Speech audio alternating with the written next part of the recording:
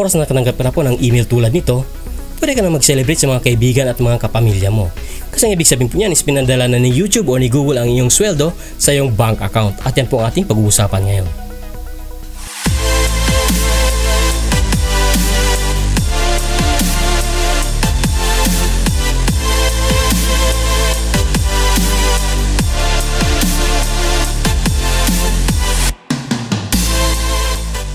So what's up naman po mga katambay at welcome back po sa ating channel. At ngayong araw tayo pag-uusapan nga natin ang ating kauna-unahang YouTube sweldo or YouTube salary. Okay? Isa po sa pinakamagandang bagay na ating matatanggap dito sa pagiging YouTube or pagiging YouTube content creator is yung sweldo nga. Although kung halimbawa baguhan pa po kayo ay wag nyo pong isipin yung tungkol sa sweldo. Okay?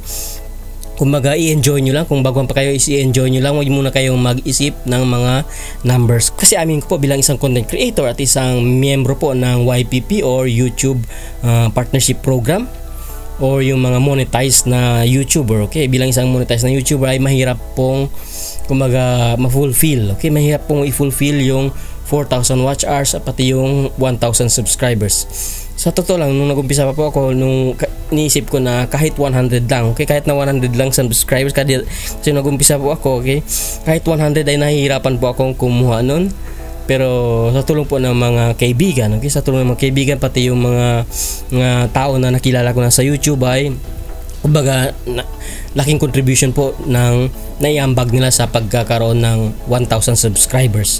Pero yung 4,000 watch hours ay mahirap pa rin po, kaya napakahirap po maging isang miyembro ng YouTube Partnership Program o yung monetize na tinatawag o yung monetize na channel na tinatawag. Okay, monetize. Ibig sabihin yung bayad na or yung sinusweldahan ka na ni YouTube. Mahirap po maging miyembro sa YPP kumbaga, okay? Kaya kung halimbawa miyembro na tayo tulad natin, ay dapat po ingatan natin ang ating pagiging miyembro ng YPP o ng YouTube Partnership Program kumbaga. Okay? So tulad ng pagkasabi ko, isang magandang blessing po ito sa atin kasi kumbaga ay tumatanggap na po tayo ng sahod o ng sweldo sa YouTube. Nang dahil sa ating kumbaga na-fulfill na natin yung dalawang requirements nila, which is yung 4,000 watch hours pati yung 1,000 subscribers kumbaga. Na-fulfill na rin natin yung kanilang quota na aabot ng $100. Okay, minimum po. By the way, sa mga hindi po nakakaalam, ang quota po ni YouTube sa pagbibigay ng sahod or ng sweldo is $100. Dapat aabot po ng $100 ang kinita mo sa bawat buwan. Pag hindi po yan aabot ng $100, dapat mag-aantay ka pa. Okay, so sa atin po, okay, ngayong April ay umabot na po tayo ng lampas $100. So kumbaga ni-release na nila yung ating sahod. Okay? So mamaya po ipapakita natin yung resibo pati yung ating AdSense account para nang sa ganun is makita natin kung paano nga ba nagbibigay ng sahod o ng sweldo si YouTube. Okay? So pupunta po tayo sa ating screen para maipakita po natin sa inyo kung paano nagbibigay ng sahod si YouTube. Okay? So nandito na po tayo sa screen ng aking PC at gusto ko lang pong i-share kumbaga yung pinakamagandang email na na-receive natin ngayong buwan na to. Okay? Ito po ang email na yun mula kay Google. But kung halimbawa nagtataka po kayo kung halimbawa makareceive kayo ng ganito, kung halimbawa YouTuber kayo at makareceive kayo ng ganito, especially kung halimbawa monetize na po kayo, okay? Huwag po kayong magtaka, okay? Tingnan nyo lang yung address ng email, okay? Dapat po may nakalagay dyan na google.com. Yung dulo niya po is google.com. So nakita nyo, Google Payments, okay? Google AdSense, check your recent payment. Google Payments, tapos Google Payments no reply at google.com. Tapos ito po ay Google no reply, google.com din yung dulo niya.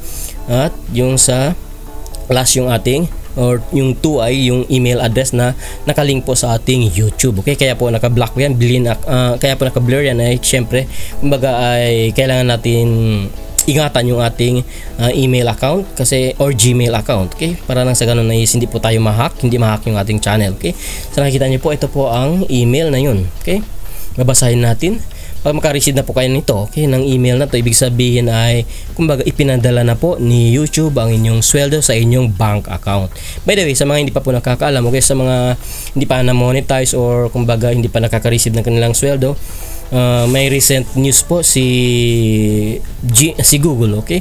May recent news po si Google na or si YouTube na hindi na po pwede yung Western Union. Dati po yung pwedeng mag-receive sa Western Union, okay? Pero kumbaga ay ni-required na sila ng country, ng iba't ibang country na mag-declare ng tax declaration po ang bawat YouTuber.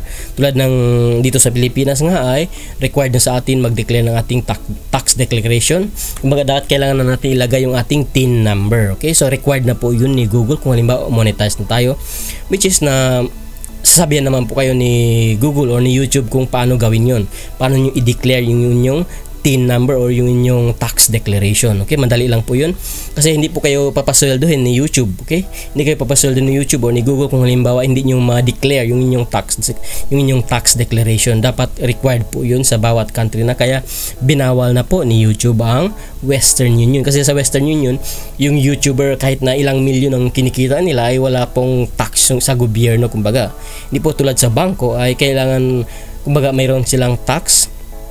Depende sa i-declare ng isang YouTuber ay kumbaga ay ibabawas doon yung tax ng gobyerno, kaya required na po sa YouTube. Okay, required na rin ni Google na meron po tayong bank account. Okay, kung halimbawa monetize na tayo or bago po tayo ma-monetize, dapat isipin ninyo na kailangan po ninyong magkaroon ng bank account kung monetize ng inyong channel or miyembro na kayo ng YPP o YouTube Partnership Program tulad natin. Okay, so ito po ang email na yun tulad ng pagkasabi ko. Pag makita nyo yung Google AdSense, check your recent payment. At ito po, babasahin natin yan. We sent payment for your AdSense pub 32. Ito po yung pub. Itong pub po, ibig sabihin ay publishers. Okay, publishers ID. Itong publishers ID po, ibig sabihin yan po ang ID mo bilang isang YouTuber. Okay, sa Google AdSense. Kaya pub yung dulo niya, yung una niya. Earning on April 21, 2020. If you haven't received your payment within 5 business days from the date of this email, please contact your bank for more details. So ang ibig sabihin po nito, okay? Ang ibig sabihin po nito is 5 days lang yung clearance nila. Okay, 5 days lang yung bank clearing. Okay, yung tinatawag nilang bank clearing or yung bank clearance kung halimbawa. Syempre kung halimbawa magse-send po ng pera mula sa mag-wire transfer yung isang bank to bank, kumbaga meron po yung tinatawag na bank clearance or bank clearing. Kumbaga i-check talaga yan ng bangko, especially ng bangko mo dito sa Pilipinas, kung saan galing yung pera na yun. Okay, kumbaga ay hahanapin nila kung saan nanggaling yung pera para i-clearing po kayo, para hindi, kumbaga para alam nila kung legal nga ba or illegal nanggaling yung pera mo. So yun pang dahilan kung bakit kumbaga merong 5 business days na clearing bago mo or bago nila tatanggapin yung pera mo sa iyong bangko. Okay, pero kung halimbawa makareceive na po kayo ng email na tulad nito, check your recent payment, ibig sabihin pinadala na po ni YouTube ang ating sweldo. Huwag po kayo mabahala, especially kung halimbawa miyembro kayo ng YPP or kumbaga monetize na ang inyong channel. Okay, so ngayon po ay pupunta naman tayo sa ating AdSense account para may pakita po natin sa inyo kung ano ang nangyayari sa AdSense account. By the way, ang AdSense account po is yung branch po ni Google. Okay, branch ni Google o branch ni YouTube na nagpapasweldo po sa mga YouTuber, sa mga content creator. Hindi lang sa content creator, pati na rin po sa mga vloggers or BLO, yung mga website vloggers, hindi po vloggers. Okay, or hindi video vloggers tulad natin, kundi vloggers. Okay, so yung nag-advertise sa kanila, pati yung nag-advertise po sa atin ay yung Google AdSense din. So yung Google AdSense po ang nagpapasweldo sa atin, kumbaga. Okay, so ngayon pa pupunta po tayo sa ating AdSense account para ipakita po natin sa inyo yung dashboard para kumbaga ay magkaroon kayo ng experience kung halimbawa darating na yung panahon na makakatanggap na kayo ng inyong sahod din sa YouTube. Okay, so punta tayo ngayon sa ating AdSense account. At nandito na po tayo sa ating AdSense account. Kumbaga i-share po natin sa inyo or kumbaga ipapakita natin sa inyo kung ano nga ba yung nangyayari kung halimbawa sumusweldo ka na sa YouTube or kung miyembro ka na ng YouTube Partnership Program. By the way, bago po tayo maging YouTube Partnership Program, bago po tayo makaka-miyembro sa YouTube Partnership Program or bilang isang monetized na YouTuber, ay ni-require po ni YouTube na magkakaroon tayo ng Google AdSense account, which is ito po.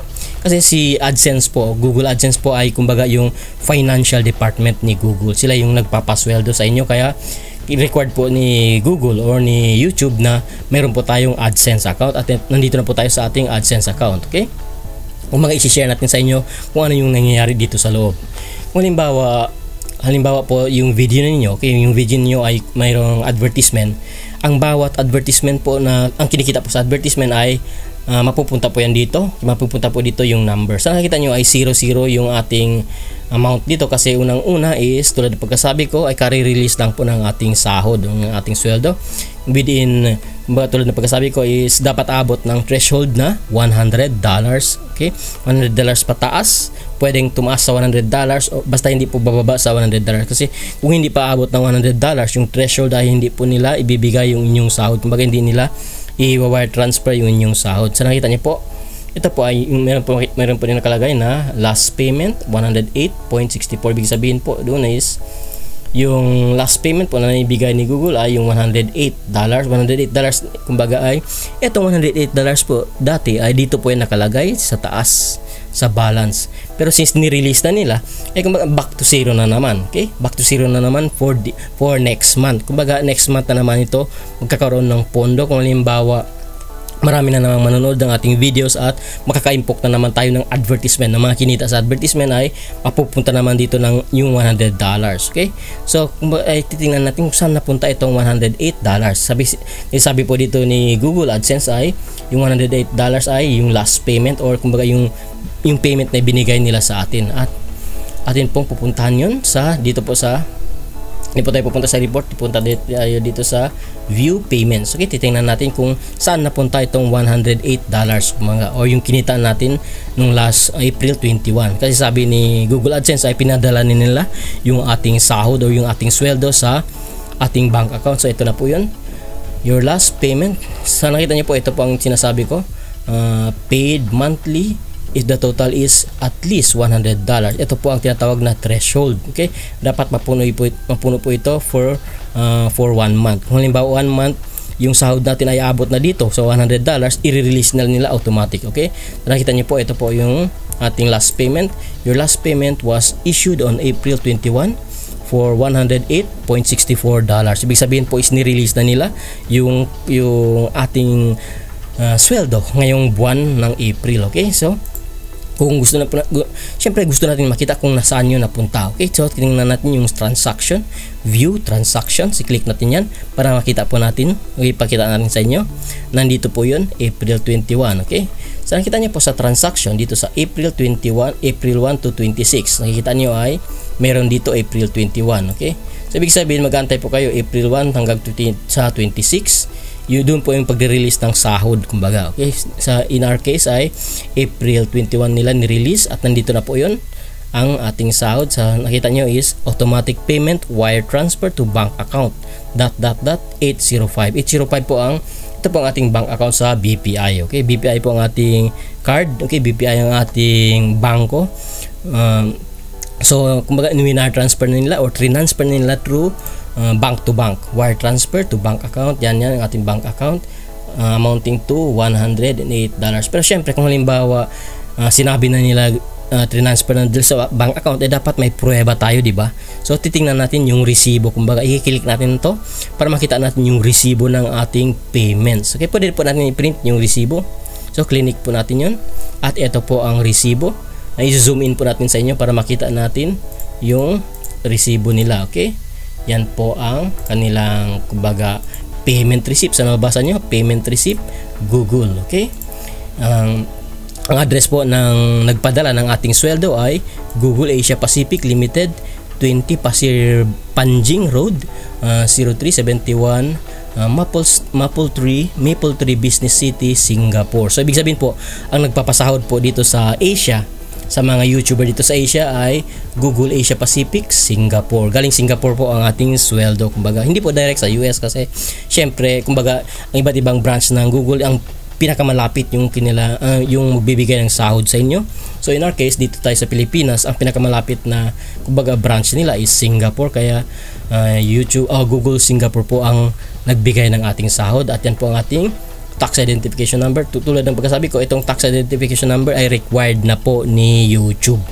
Hindi na po kayo makakasahod kung wala kayong TIN number or yung tax identification number, kasi required na po na i-declare natin yung ating tax receipt sa gobyerno, kumbaga. Okay, pero kung hindi ba small YouTuber lang kayo tulad natin na hindi pa tayo kumikita ng masyadong mataas, ay pwede na po tayo mag-declare ng tax exempted, kumbaga. Okay, kasi sinabi naman sa law naman, okay, sa Philippine law naman ay exempted po tayo kung hindi aabot ng 250,000 per year ang ating kita. So kung halimbawa hindi pa yung ating monthly ay nasa 5,000 pa lang, 7,000 pa lang monthly, ay kumbaga tax exempted pa tayo. Okay, pero required na po ni Google na magkaroon tayo ng tax identification number or yung TIN number. Okay, required na po yun.